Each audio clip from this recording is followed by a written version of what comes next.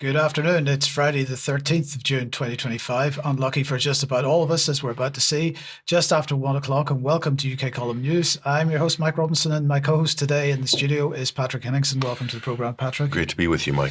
And journalist Mark Anderson joins us by video link from the United States. Now, later in the programme, Patrick and I will be speaking to human rights lawyer Arnaud Develay, who personally witnessed the recent attempts by Russia to return Ukrainian dead to Ukraine. And Mark will be bringing us the latest on the Bilderberg conference taking place as we speak, as well as a related organisation many people haven't heard of, and that's the Ditchley Foundation. But we're obviously going to begin today's programme with Israel's attack on Iran overnight. Israel claimed it was targeting Islamic Revolutionary Guard targets in Tehran and then much wider, including the Natanz nuclear enrichment plant. Apparently, they've also been targeting civilian nuclear facilities as well. Now, according to the Times of Israel, it's believed that the chief of Iran's military and senior nuclear scientists were eliminated, as the term is used, in the IDF's opening strikes. Iran has so far confirmed at least 6 of its nuclear scientists were killed, including Faridun Abbasi, the former head of the Atomic Energy Organization of Iran. Now, Donald Trump took to Truth Social to justify the attack and to warn Iran to come to the table. And in his post, Trump said he gave Iran chance after chance, but that, quotes, no matter how hard they tried, no matter how close they got, they just couldn't get it done. So that's Trump's position. Patrick's going to have more on Trump in a second. While the West is clearly deeply happy with what has happened, Russia is less so. Dmitry Peskov said that Russia is concerned by and condemns the sharp escalation in tensions. And in a statement to board members, Rafael Grossi, who's from the IAEA, said, I've repeatedly stated that nuclear facilities must never be attacked, regardless of the context or circumstances, as it could harm both people and the environment. Such attacks have serious implications for nuclear safety, security and safeguards, as well as regional and international peace and security. Netanyahu, for his part, took to the television screens and declared that Israel is at a decisive point in its history. Let's have a listen to a little bit of what he said. Moments ago, Israel launched Operation Rising Lion, a targeted military operation to roll back the Iranian threat to Israel's very survival. This operation will continue for as many days as it takes to remove this threat. Now, as Prime Minister, I've made it clear time and again, Israel will never allow those who call for our annihilation to develop the means to achieve that goal. Tonight, Israel backs those words with action. We struck at the heart of Iran's nuclear enrichment program. We struck at the heart of Iran's nuclear weaponization program. We targeted Iran's main enrichment facility in Natanz. We targeted Iran's leading nuclear scientists working on the Iranian bomb. We also struck at the heart of Iran's ballistic missile program. Now, of course, there was no evidence forthcoming for an actual bomb, but nonetheless, what's clear there is it's not over yet. There's much more to come in the coming days. The Netanyahu regime is dying for Iran to strike back, and while Iran has apparently launched a drone strike so far, Israeli Defense Minister Katz is clearly hoping for much more in preparation. He said that he has signed a special order, according to which a special state of emergency will be imposed in what they call the home front throughout the entire state of Israel. The IDF's home front commands Tzvika Tesler warned that in the coming few hours, quotes, we could experience a significant attack from the east. These could include heavy missiles and so on. We're going to give far-reaching warnings, he said, and they said that the Home Front Command had announced immediate changes to guidelines prohibiting all educational activities, all gatherings and attendance at workplaces, with the exception of essential sectors, so just like the COVID lockdown. They said the public is required to follow the guidelines published on the official Home Front Command channel. Now, Netanyahu went on in his speech to explain the objective of the operation, which is regime change. This is what he had to say. Yet in defending ourselves, we also defend others. We defend our Arab neighbors. They too have suffered from Iran's campaign of chaos and carnage. Our actions against Iran's proxy Hezbollah led to the establishment of a new government in Lebanon and the collapse of Assad's murderous regime in Syria. The peoples of those two countries now have a chance for a different future, a better future. So too do the brave people of Iran, and I have a message for them. Our fight is not with you. Our fight is with the brutal dictatorship that has oppressed you for 46 years. I believe that the day of your liberation is near. So regime change, absolutely. But look, he justified his actions by ramping up the fear rhetoric. Nuclear terrorism is the threat which the world faces, and that's pretty ironic since the West and Israel seem to me to be the real nuclear terrorists at this point. But here's what he had to say. I want to assure the civilized world, we will not let the world's most dangerous regime get the world's most dangerous weapons. And Iran plans to give those weapons, nuclear weapons, to its terrorist proxies. That would make the nightmare of nuclear terrorism all too real. The increasing range of Iran's ballistic missiles would bring that nuclear nightmare to the cities of Europe and eventually to America.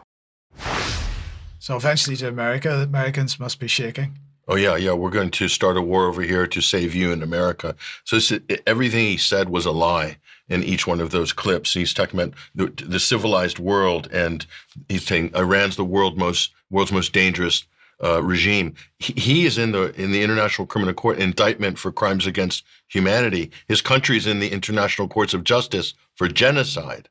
Israel is, if you want to go by the book, legally, Israel is the world's most dangerous and uncivilized nation right now in the world. That's not me saying it. Those are the legal scholars. And finally, on Netanyahu's statement, he cited the lessons of the Second World War, invoking the Holocaust, which remains the justification for every appalling action of the Israeli regime, it seems.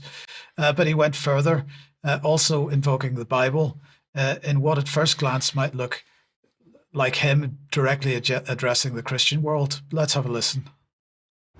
After that war, the Jewish people and the Jewish state vowed, never again. Well, never again is now. Today, Israel has shown that we have learned the lessons of history. When enemies vow to destroy you, believe them. When enemies build weapons of mass death, stop them. As the Bible teaches us, when someone comes to kill you, rise and act first. This is exactly what Israel has done today. We have risen like lions to defend ourselves.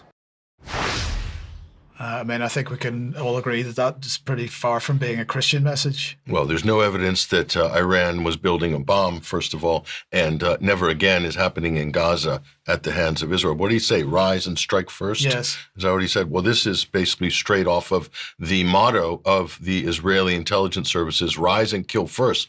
This book by Ronen Bergman, who is a top sort of, you could say, a court scribe of the Mossad and the Israeli security state. But nonetheless, this is an excellent book, which was published a few years ago. And I do recommend people at least take a look at it, or at least read the cliff notes on that. Well, look, we mentioned Trump earlier, but what's your thoughts on it, on his position? The question, Mike, is what did he know and when did he know it? Because the line the U.S. is selling at the moment is, well, this wasn't us. We weren't involved. This was all Israel. They went on their own. Trump said, I tried to warn them, but they wouldn't listen. The same old shtick, right? Well, let's put this up on screen for a moment here. Trump told Netanyahu on Monday not to attack Iran. That's on record. Wall Street Journal. There's a number of admissions like this. So that's interesting. So what did he know and when did he know it here? Well, Daniel McAdams wanted to know this. He's director of the Ron Paul Institute, been on this program as well. Press report stated 2 days ago that President Trump told Netanyahu not to even think about attacking Iran before the scheduled talks with the U.S. Sounds good, right? If that was the case. With tonight's attack, Netanyahu demonstrated what he thinks of the U.S., his largest and only financial and military backer. He thinks we are his little biatch, you could say. I don't know the French pronunciation. He thinks that Trump is his biatch. And are we? Asked Daniel McAdams. I mean, this is what a lot of real conservatives are saying today. Right. So big debate. So what did he know and when did he know it? How credible is this party line? Mike, the denials and contradictions in the media today are just incredible. BBC saying U.S. says it was not involved in Israel's military strikes. Down the BBC article, Mike, they admit that Israel had notified Washington before, but it's buried at the bottom of the article. But look at the difference in the Reuters headline. Israel notified Washington before the Iran strike, says Israeli state broadcaster. That's also been corroborated by someone we'll show you in a minute. But what does that say? That means the United States gave Israel the green light. Am I interpreting this? Well, unless the U.S. intelligence agency, Defense Department, the State Department aren't communicating with Trump. Right. Right. Which is more scary, actually. So what is it? This president, peace through strength? I think it's weakness through war. And this is the problem with Trump. Now, here's one of his close confidants at Fox News, Brett Baer from Special Report, kind of spilling the beans in a way and kind of almost boasting about the whole situation. Listen to this. Hey, Trace. Yeah, I just spoke to President Trump. One thing, the president was aware of Israel's action before it happened. There were no surprises here. But he gave me a quote. He said, Iran cannot have a nuclear bomb. We're hoping to get back to the negotiating table. We'll see.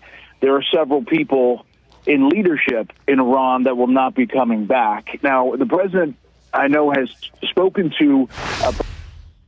It was the end of that was chilling, Mike. There's some people in the Iran leadership that won't be coming back. They're doing a victory lap in the United States about the killing of top Iranian officials, including decorated nuclear scientists. There's no evidence that they're working on weapons, by the way.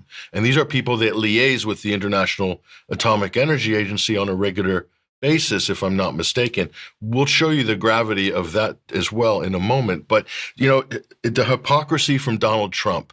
Listen to this is Donald Trump back in 2016 when he was LARPing as a peace president. And that's how he got a lot of votes. The anti-war vote in the original MAGA camp is a significant demographic. And it did help to bring Trump, push him over the edge to victory, not once, but twice. And here he is, basically lambasting Barack Obama in 2015 and 16 on the campaign trail. Watch this. Our president will start a war with Iran because he has absolutely no ability to negotiate. He's weak and he's ineffective. So the only way he figures that he's going to get reelected, and as sure as you're sitting there, is to start a war with Iran. Sure as I'm sitting here. So Obama can't negotiate. Vote for me. I can negotiate.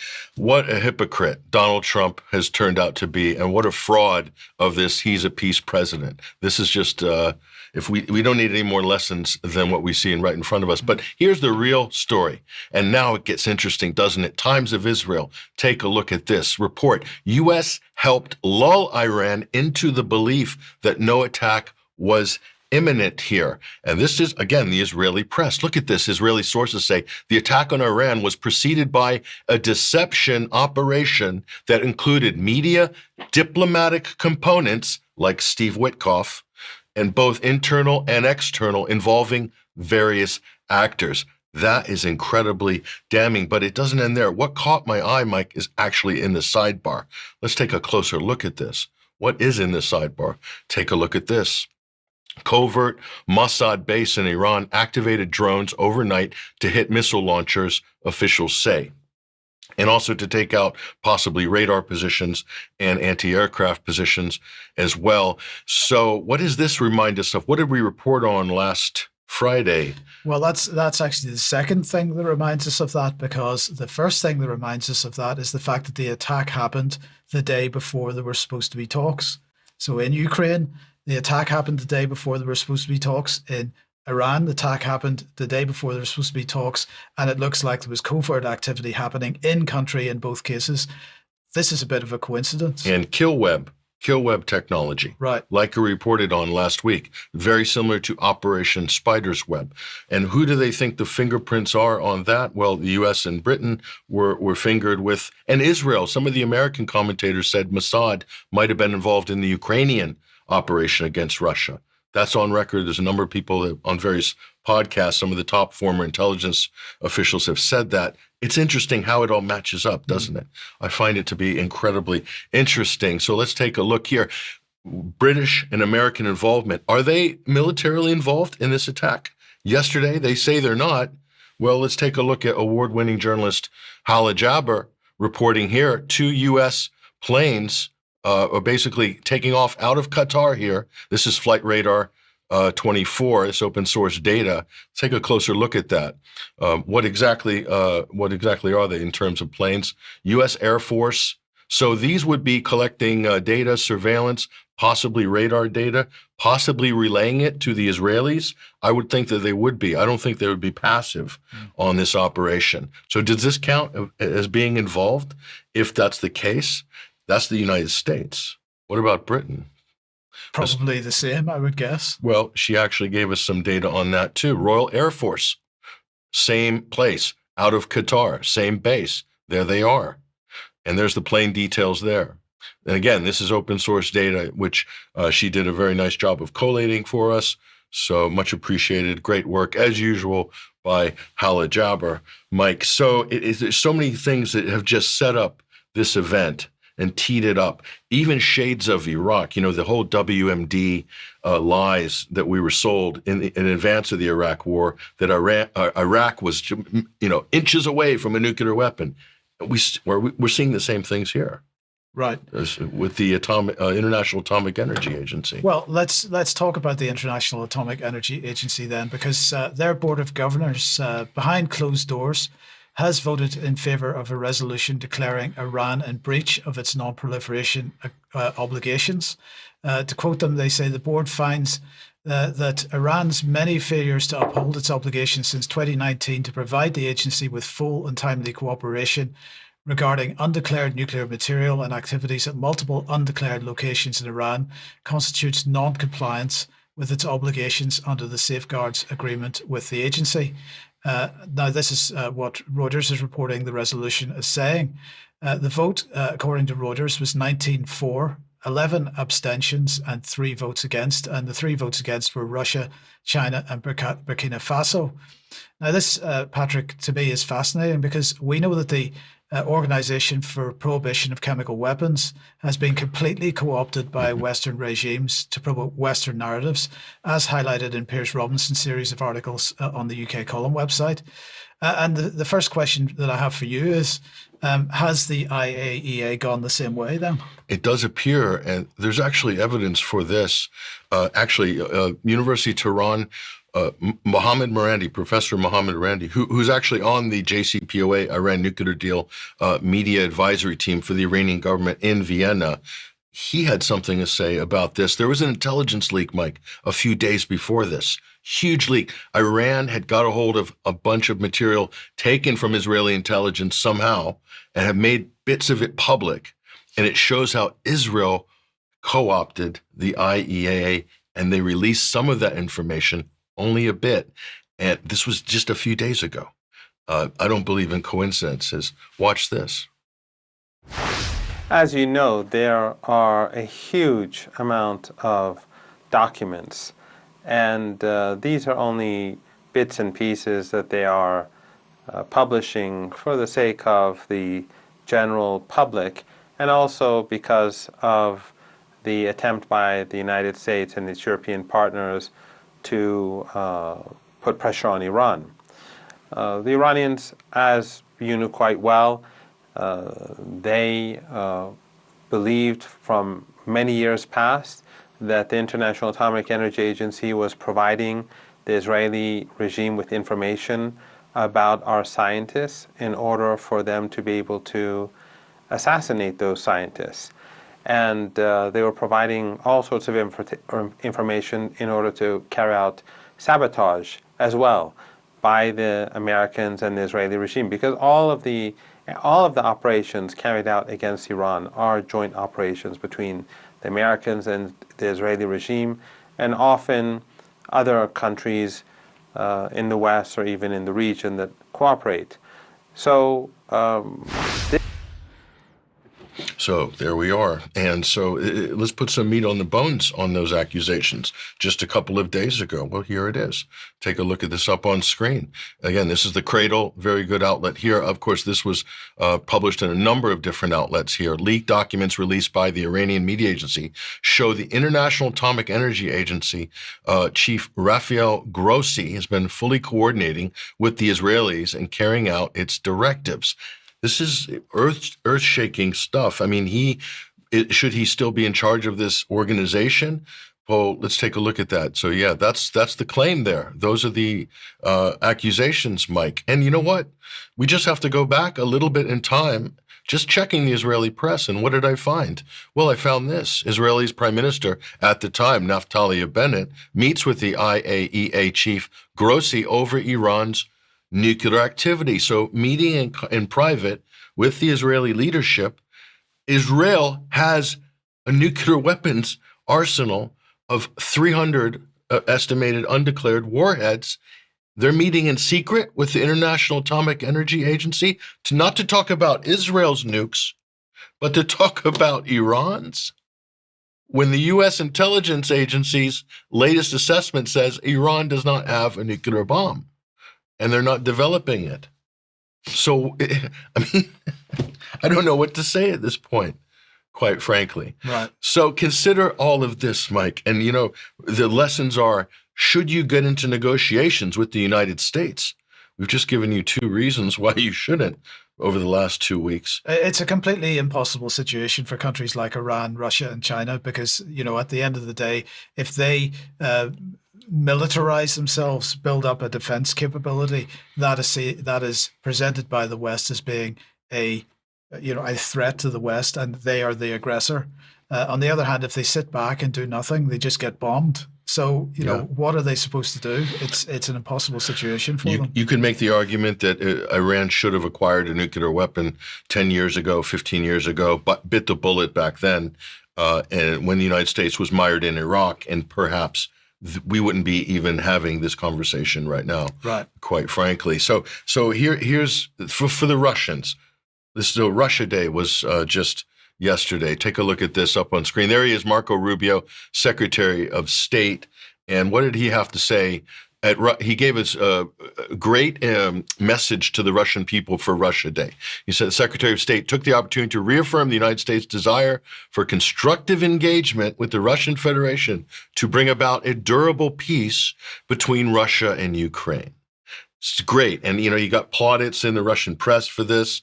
Would you trust Marco Rubio? No. Not after what we've seen in the last 24 hours, and certainly not what we saw last week with the Ukrainian attack on the Russian nuclear triad, long-range bombers. So, I mean, that's the thing. That's the question. Do you trust the United States? This is the big question.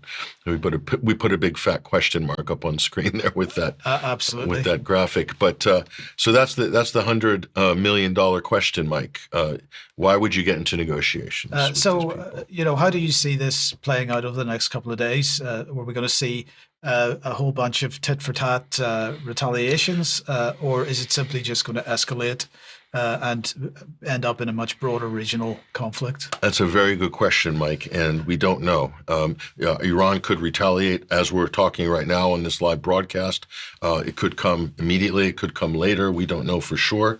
What we do know is that they are capable of mounting a pretty substantial conventional missile attack, which they have done 2 times before. They didn't launch True Promise 3 in response to Israel's counterattack back in October, which they promised. So that means the door is open for Iran to launch, in their mind anyway, True Promise 3 and 4. But we'll see how badly compromised is the Iranian military hierarchy. How badly compromised are their sort of radar defense and all the other systems required to defend themselves and maybe even launch an attack? We don't know for sure. We can only wait and see. The United States says they will defend Israel. So they allow Israel to attack. So where's the UN Security Council going to be on this? I mean, this is an act of war. And any country, as we said before the program, Mike, any country that's willing to target another country's nuclear reactors is willing to use nuclear weapons on another country who doesn't have nuclear weapons. That's Israel willing to do that, and they've demonstrated that. So talk about the most dangerous country in the world, Benjamin Netanyahu. I don't think so. Mark, let me welcome you to the program. If you've got any thoughts on that, let us know. Let's start there. Have you got any thoughts on what we've just presented? Well, I think just to double down on the sheer hypocrisy of Israel, which long has been known to have a nuclear arsenal, to call everyone else a nuclear threat. Even the U.S. and Russia back in the Cold War days, they considered it stable to have 10,000 nukes each. You know, there was a balance of power, and that was considered acceptable. And Iran can't even develop one. Even if they had one weapon, they would have a sovereign right to develop that. But evidently, they don't have such weapons. So I would just leave it at that.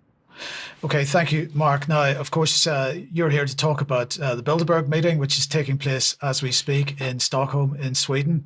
What are your thoughts on it? Well, the big bad Bilderberg boys are back in town. Everybody's favorite group from which wars spring. Rumors of wars, plans for wars, many allege. Of course, they're meeting in Stockholm, Sweden. It's their 71st meeting in 71 years, as I mentioned last week when I did a very brief preliminary. We do have, of course, they release it at the last minute. They're just so accommodating. We do have the list of their topics, many of which are bluntly one word, but I guess we have to go with it. Here's their detailed list: transatlantic relationship. Then we have Ukraine. Then U.S. economy. Europe is another one. Middle East. That's kind of interesting right now. Authoritarian access. Anybody that's not a globalist is an authoritarian. Defense, innovation, and resilience. Then AI, deterrence, and national security. Another one, proliferation. Then geopolitics of energy and critical minerals. And finally, depopulation and migration, 11 topics in all. And as you see that some of those are one word, you could literally drive a tank through them and not even rub on the sides. But anyway, we have a little bit of footage as I'm describing some of the participants. Thanks to Dan Dix for Press for Truth. He's quite a trooper out there. Anyway, some of the key attendees, we have Albert Bourla of Pfizer. He's becoming a fixture there at Bilderberg. Good for him. Some of the other interesting ones, there's about 140 from North America and Europe like usual. We have Christopher Donahue, the U.S. commander for the U.S. Army in Europe and Africa. We also have, of course, Matthias Döpfner of Axel Springer. He's been working with AI creators and promoters to merge and bring connections between the mass media cartel and AI. There's a lot going on there. We see Peter Thiel being tailed by Dan Dix here in that footage as I'm speaking. A very militant behavior as he exhibited there, just marching forward without saying a word. But some of the others are Michael Kratsios, director of the White House Office of Science and Technology Policy. Robert Lighthizer, who in Trump's first term was his trade negotiator. He's returning as a privateer, the Center for American Trade. We also have Samuel Papero, the commander of the U.S. Indo-Pacific branch of the Army. In terms of the country of the UK, we have the Member of Parliament, Jeremy Hunt, who's there. The president of the Bundestag, Julia Klockner. Some other interesting ones. Now, the Bank for International Settlements, the central bank of the central banks, they don't often have someone at Bilderberg. Now they do. Pablo Hernandez, general manager-elect of the Bank for International Settlements. Rather interesting there. And today is just an initial swipe at this. I'll be doing a pretty in-depth article and investigation of all these connections. A group I'll be talking about a little later today, the Ditchley Foundation. One of the connections there is John Sowers, longtime MA6. Now he's with Newbridge Advisory Limited. He's at Bilderberg, and he's pretty high up at Ditchley. Now, an interesting one as well is Jason Smith, a member of the U.S. Congress. Well, who cares about the congressman from the 8th District of Missouri? He's a Republican, pretty pro-Trump, but he happens to be chairman of the House Ways and Means Committee, which writes all the tariff laws trade policy as well as customs guidelines, customs regulations. So he's a very key member of Congress. It could be that they're trying to bend his ear or even bend his arm on tariffs and trade policy to get things more aligned with the globalists. I've got a call into Jason Smith's office. They haven't returned that call yet. They're usually pretty slow about those things, if they return them at all. I might have to try email on that. Sometimes they're more responsive. Other than that, those are some of the big ones for now. You've got the usual sellouts at the media, although there are fewer of the media, legacy media people there than usual. I mentioned Mr. Doffner of Axel Springer. There's also your Fareed Zakaria, of course. He's been with CNN a long time, and he's a think tanker with the CFR. You have Gideon Rachman of the Financial Times, Thomas Friedman of the New York Times, some of the key ones there, but not quite as many. Usually you have like 9 or 10, maybe 11, possibly up to a dozen media sellouts who go in there and collaborate with the globalist movement here, the globalist Bilderbergers, but don't actually ever write about it. So that's a lot of the goings on, some of the people there. And of course, there'll be much more in the days and weeks ahead as I work on my major article about this and look for all the ways that this intersects the different topics, the different participants and whatnot. So we'll leave it there for now, but much more connection-wise with Ditchley a little later on in today's show. Thank you, Mark. Thank you very much for that. I quite enjoyed Peter Thiel fleeing the cameraman with that stern look on his face, like he didn't want anybody to know he was there. He wasn't terribly happy. Libertarian, Peter Thiel. Yes, indeed. Palantir, of course, and we love them. Okay, now let's move on. If you like what the UK column does and you would like to support us, there are ways to do that on our support page. You could make a donation or join as a member, and if you do join as a member, you can get access to the members-only content, for example, UK Column News Extra, which follows this program. You can also support us by picking something up at the UK Column shop. And if you buy something from clive2carl.com using the link on this page, we do get a small commission from any purchases there. But if you can't do any of that, please do at least share the material you find on the UK Column website on the various platforms. Let's get round the algorithms because they are constantly in the way. Now, tonight at 7 p.m., Jerm is speaking to Charles and myself, as usual, for Friday, and that has been another entertaining conversation. So join us for that at 7 p.m. tonight in all the usual places, ukcolumn.org/live, for example. And yesterday's 1 p.m. interview, Brian speaking to Vicky Ash on her journey from abuse to her healing, is on the website, an on-demand version. If you can watch that, please do. Another reminder of the Sounds Beautiful Festival, 26th and 29th of June in Wimborne, Dorset. We will all be there. And if you haven't entered the competition yet, the details are on screen for 2 free tickets to that. Please do join for that as well, or take part in that as well. Patrick, you wanted to mention the Freedom Flotilla. Yeah, just to give people, there's an update on this. Most of the people are back. 3 are stuck in Israel. These are the people that were apprehended by the Israelis on the Madeleine sailboat this past week. And because of the attack with Iran, the 3 of them are still incarcerated. The others have made it back home. So more information, go to freedomflotilla.org, and that is their Twitter profile right up there. So all the information is there. Incredible effort by these people, and they've paid a huge price for it, but also got a lot of support for it as well. Now, we did a great interview with one of the organizers, which was yesterday, Dr. Frank Romano, to give us updates, as well as the Rima Hassan, the European MEP from France, that she was incarcerated and detained by the Israelis as well. So that's up there. YouTube tried their hardest to block this. So please, you people, go to YouTube and share this link, watch this, like it, like the video as well. YouTube did not like this at all for some reason, and probably because of the material that we shared and presented and the testimonies that we gave on this great live stream that we did just yesterday, in fact. And by the way, we do have some of our listeners, including listeners and viewers of this show, who are on the global march to Gaza, which is marching through the Sinai Desert to the Rafah border crossing. One of them in particular I've been in touch with, and the Egyptian government has cracked down hard. They've deported 170, I think, European participants in this by raiding hotels. believe it or not. So some of the people have managed to get out of Cairo and are making their way towards the Rafah border crossing. So we'll give you updates on that as soon as we know more. Yeah, thank you, Patrick. Okay, now let's move on to Ukraine. And on Wednesday this week, the bodies of 1,212 Ukrainian soldiers were returned from Russia as part of an exchange agreement. Now, in return, Russia apparently only received 27 bodies.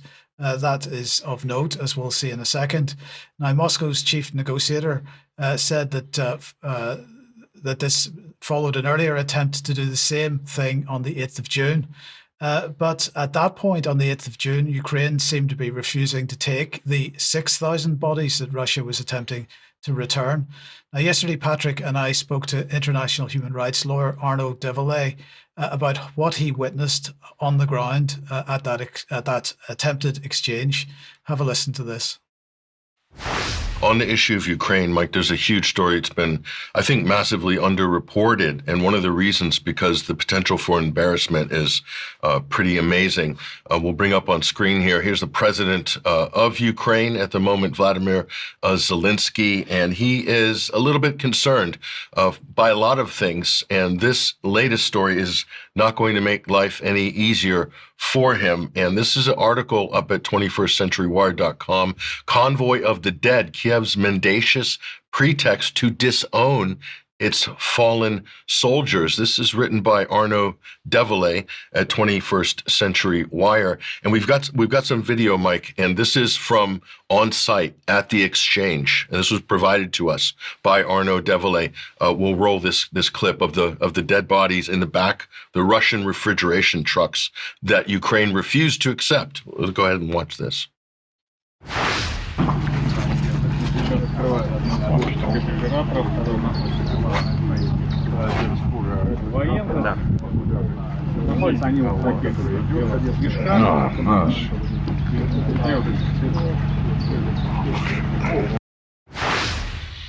So that was at the border near in the Bryansk region there, and this up on screen. We'll bring this as well. This is a fellow here wearing a mask in front of this truck here at the body exchange site. Actually, we've got this person on the line, live on the call with us right now from the region is Arnaud Develay joining us. He is an international human rights lawyer, an author, and a journalist joining us on the live link right now. Arnaud, how are you? Hello, Patrick, and hello, Mike. How are you? This is an incredible story, Arnaud. So you were at the exchange site. Just describe us the scene of what happened, and then let's put this into context. Apparently, we're told, you can correct us if we have any of the details wrong, but Russia had 6,000 Ukrainian soldiers, that it was dead soldiers in an exchange, which is part of the Istanbul agreement. This is an important thing to kickstart peace negotiations.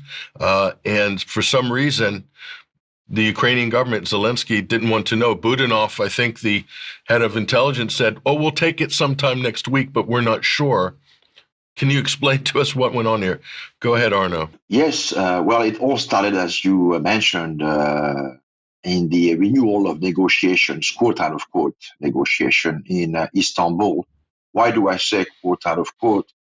Well, because the Ukrainian delegation is de facto not allowed to negotiate anything per presidential decree bearing on territories, NATO membership, the size of the army, post-war Ukraine, not to mention any issue related to Russian language as recognized by the Ukrainian constitution, right by the minority ethnic Russians in Ukraine. The only thing they were allowed to discuss with the Russians, and one can surmise that this was a nod to Donald Trump, just to make sure that Donald Trump would not be miffed by a complete lack of cooperation from the Ukrainians, was to discuss the issue of swapping prisoners of wars. And so up to that point, everything looks pretty dandy to the extent, there are specific lists of prisoners. When it got dicey for Kiev is when Russia as a sign of good faith and unilaterally offered to give back to Ukraine upward to 6,000 of its fallen soldiers.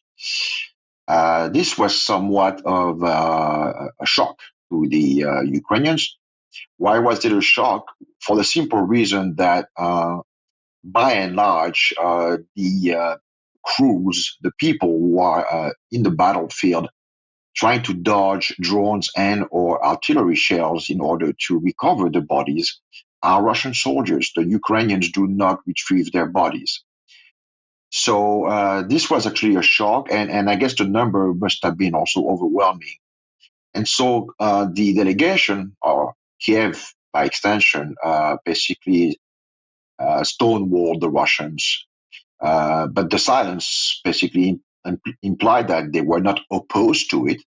And so on that basis, the Russians decided to basically bring along to the border upward to 6,000 soldiers. So the 4 trucks that you see, if you have the pictures, contained about 1,200 of those 6,000 fallen Ukrainian soldiers. The remaining being stored in a refrigerated train nearby. And so the Russian side essentially informed their Ukrainian counterpart that they would be really ready to proceed with the transfer. This was last Sunday. And so we were somewhat put under notice by the Russian Ministry of Defense to get ourselves in the Bryansk region so we could document the transfer of fallen soldiers to Ukraine. And incidentally, also the retrieval by Russia of its own fallen soldiers, an aspect that I will touch on later on. And by the time we got there, essentially nothing happened, and it was dead silence. And so the officer in charge of the transfer essentially attempted to get the Ukrainians to commit to some kind of promise to come and retrieve their fallen. And basically, it was met with complete silence. And obviously, after a while, we understood what the configuration was to be like, and so we left, not without, of course, filming some of the corpses, which you have to understand. For some of them, if not most of them, are extremely damaged. They've been left sometimes days at a time in the kind of no man's land between the two armies, exposed to weather conditions, exposed to rodents, exposed to stray raging dogs. They have been by and large extremely damaged, and it took the Russian, all the latest, most advanced forensic technology to identify some of those people. And so, to the extent there was only 1,200, as a first batch of 1,200, those were people that were listed, the names, the ranks were provided to the Ukrainians. So there was no, attempted attempt. This was no attempt to somehow trap or embarrass the Ukrainians. But the idea was also to basically provide, in accordance with the Geneva Convention, a proper, Russians would say, Christian burials to those people, and to bring closure to the families. And so, to the extent this did not happen the way it should have happened, was somewhat of a shock. But one has to understand that the Ukrainians obviously were surprised by the offer of the Russians, not least of which because of the sheer size of the batch, and also because this implied that per Ukrainian law they would have to provide compensation, financial compensation to the families.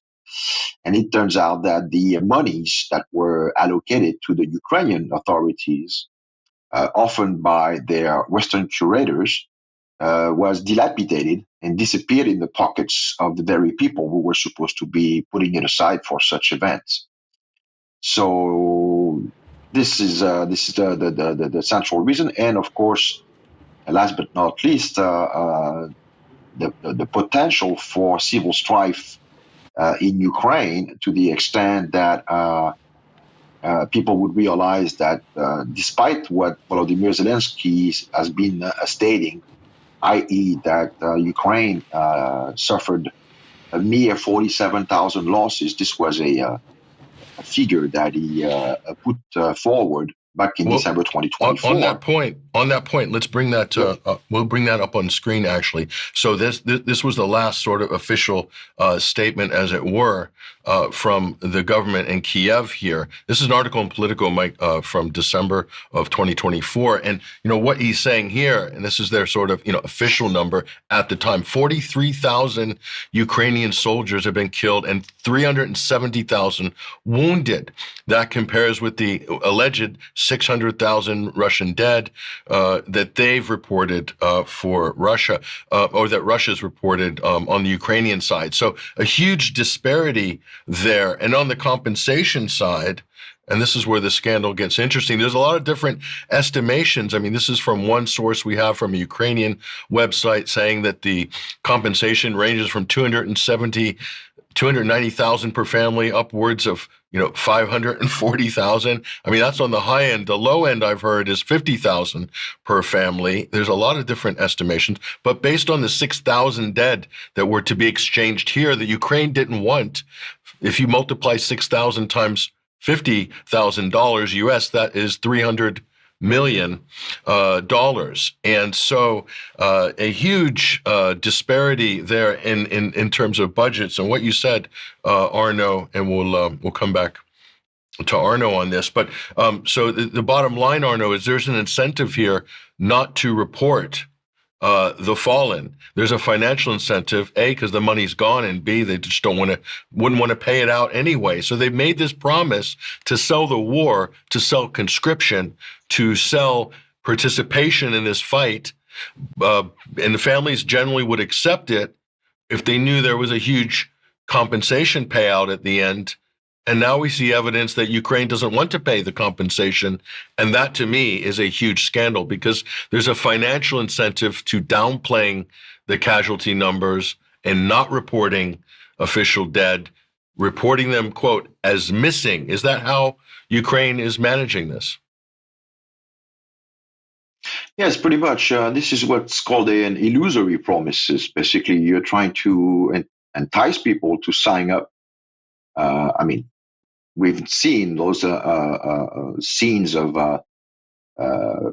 young people, young male, and less young people being literally snatched out on the streets of Ukraine.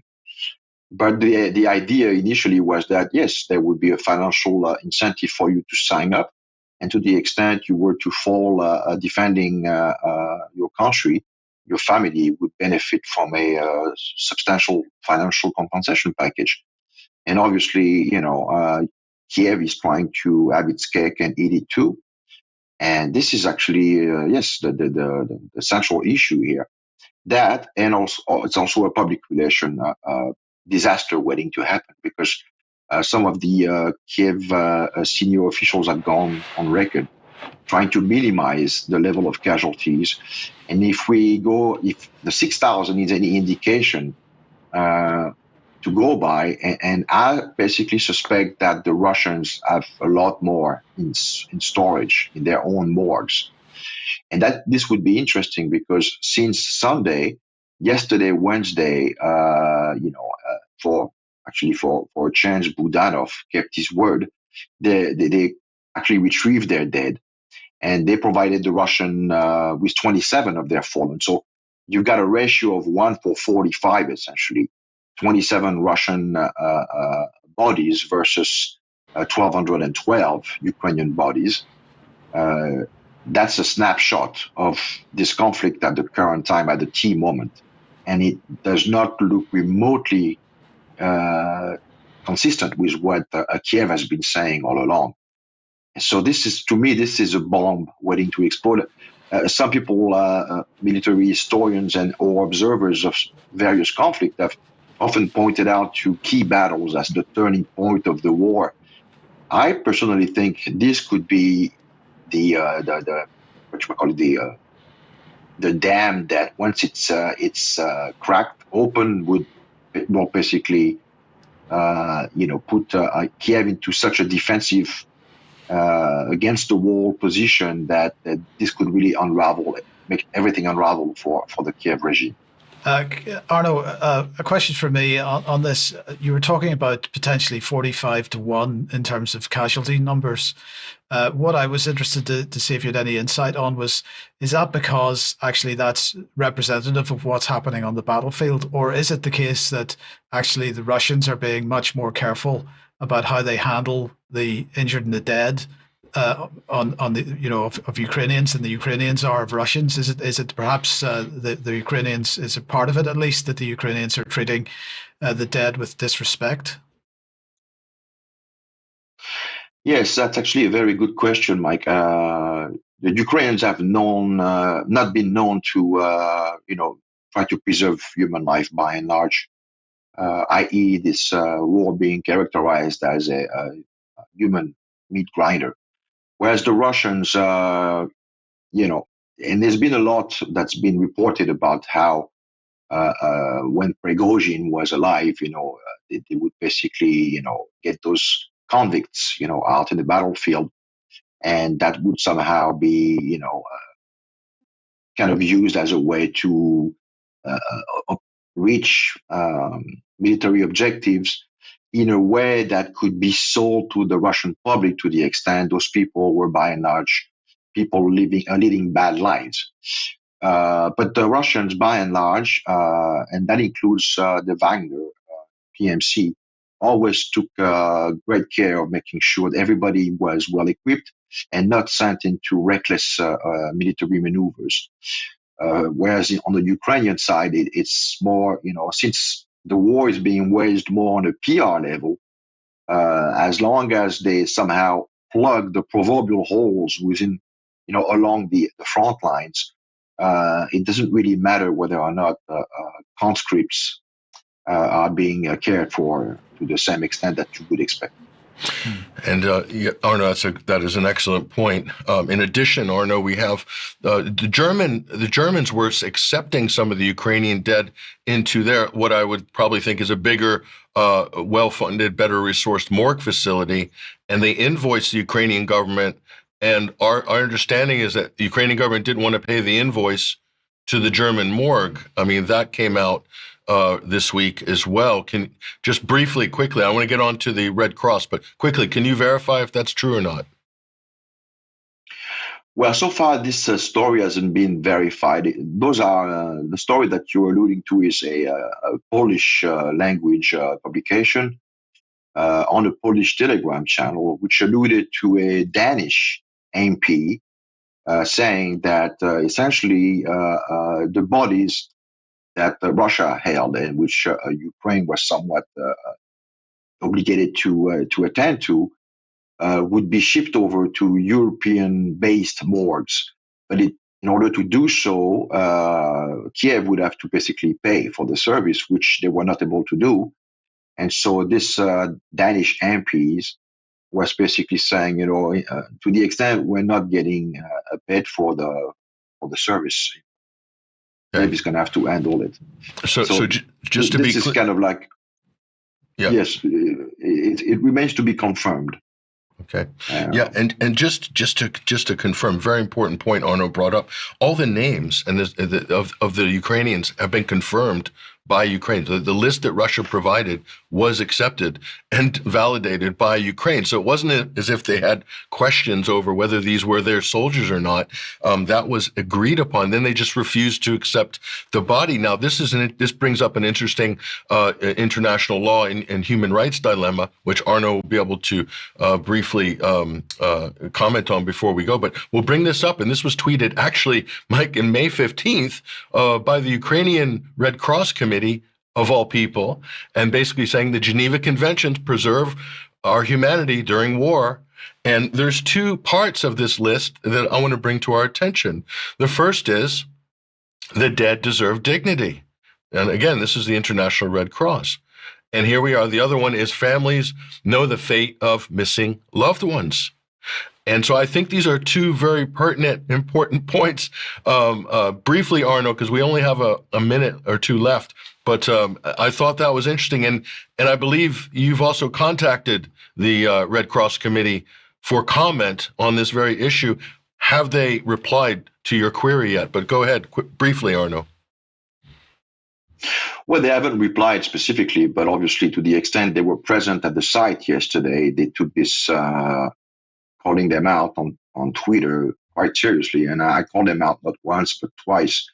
But what's interesting, and I believe that this is only the beginning, this exchange yesterday set a precedent.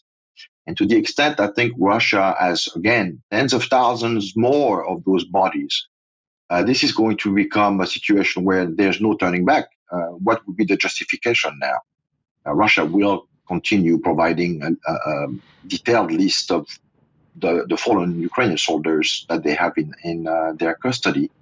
And so this is, again, going to be, as time goes on, this has opened a breach, so to speak, in this PR shtick, of Kiev. And I believe we are going to be seeing more and more of those exchanges to Kiev's dismay. And this basically brings into focus also how the Ukrainian branch of the ICRC has somewhat been extremely non-vehement vis-à-vis Kiev, as far as prompting them to seek their fallen. And this, unfortunately, does not look very good for them. And that's another scandal within a scandal, Arnaud. So just here's the article here. The convoy of the dead, Kiev's mendacious pretext to disown its own fallen soldiers, by Arnaud Develay. Arnaud, I want to thank you for bringing us this story, also for providing the video clips as well. But we really appreciate it. Thank you for coming on the UK column. And as yet, still no word from the Red Cross Committee in Ukraine. Yeah. So if we do get any answer from them, of course, we'll share that with you on another program. Yes. Okay. Thank you, Patrick. And thank you to Arnaud as well for joining us once again. Mark, let's come back to you. And Bilderberg, not the only meeting taking place at the moment. The Ditchley Foundation also holding a meeting. What's going on with them? Sense that some of us may have heard vaguely of the Ditchley Foundation, but it turns out they're quite busy along the same ideological lines as Bilderberg and the Trilateral Commission. They're the most open of the three, Ditchley being the most open, Trilateral in between, Bilderberg the most secretive. And a quick other footnote, Ditchley, which is meeting right now as we speak, even while Bilderberg is meeting in Sweden, and Ditchley is meeting, as this slide shows, the 12th through the 14th of June, so they actually started yesterday. And their topic is renewing democracy, how to strengthen democratic resilience and outcompete authoritarianism in Europe. So another noted aspect of Ditchley is they're a one-topic shop. Every time they meet, it's just one topic as opposed to the multiple topics of those other two groups. And another quick footnote is there's an American Ditchley Foundation founded in 1964. The original in the UK founded 1958, only 4 years after Bilderberg, and the Canadian Ditchley Foundation 1981. Now there's a couple slides here that show their upcoming topics because Ditchley, it turns out, meets 6, maybe 7 times a year. In September, the next topic is Indo-Pacific strategy, deterrence in its diplomatic and economic context. In October, energy security and climate action. Get this, making climate action politically deliverable. So they are absolute religious believers in the common climate change narrative. They've got to make it fit. They've got to force fit this thing. A couple other programs this coming November. How can Europe pay for and organize the defense it needs? A lot can be drawn from that. And this coming December, just like they did a year ago, the role of the new fourth estate in renewing democracy. And what's interesting there, and this is one of the highlights, is besides trying to make the climate change thing work no matter what, these guys at Ditchley, many familiar faces, some not so familiar, they believe that the legacy media must be salvaged. It must be revived, resuscitated, whatever they can do, restored. There's no room for actual real free press, real news alternatives. They're going to move heaven and earth.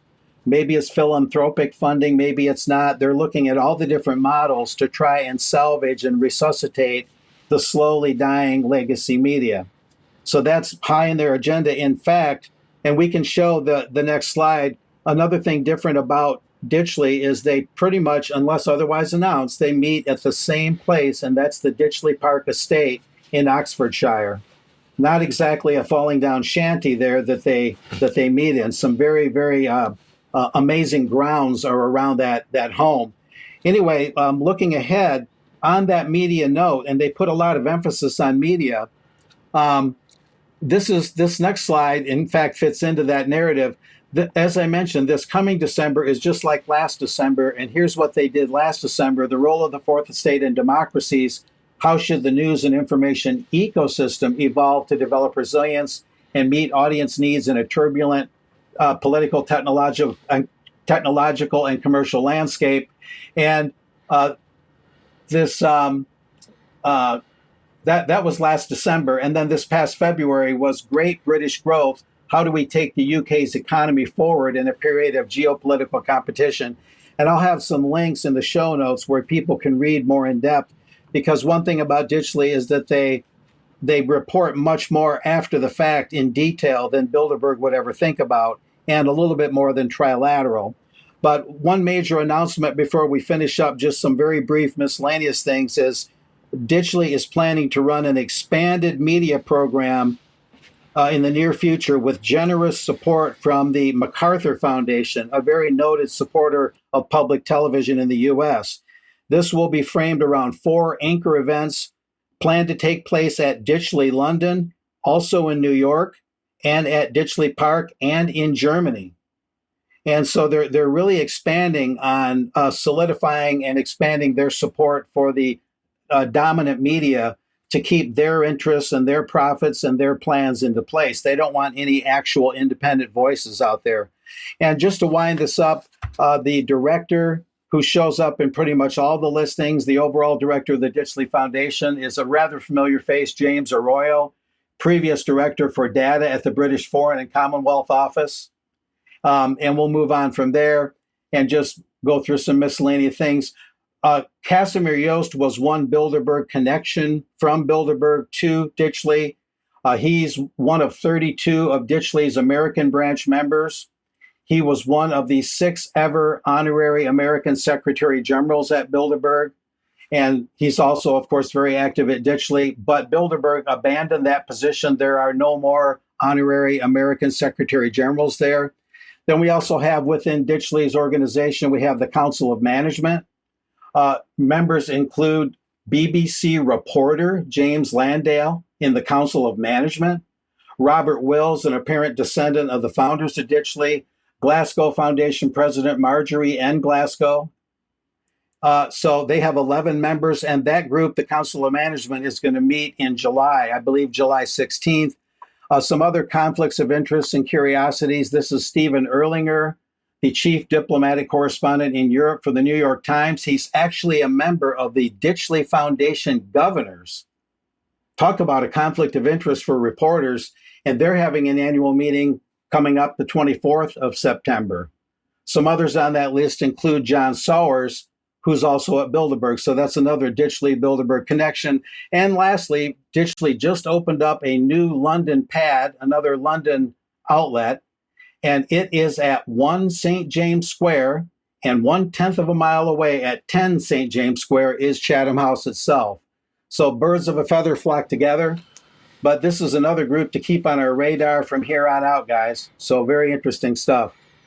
I've been to St. James Square. I know exactly where that is. Very posh address. Yes, indeed. Thank you very much for that. We will be reporting much more on that, I'm quite sure, in the future. Thank you, Mark. Thank you, Patrick. Things kicking off again between Israel and Iran as we're on the program. Undoubtedly, we'll be talking about that in extra in a couple of minutes' time. So do join us if you're a UK Column member. If you're not, please consider joining because you're missing a lot.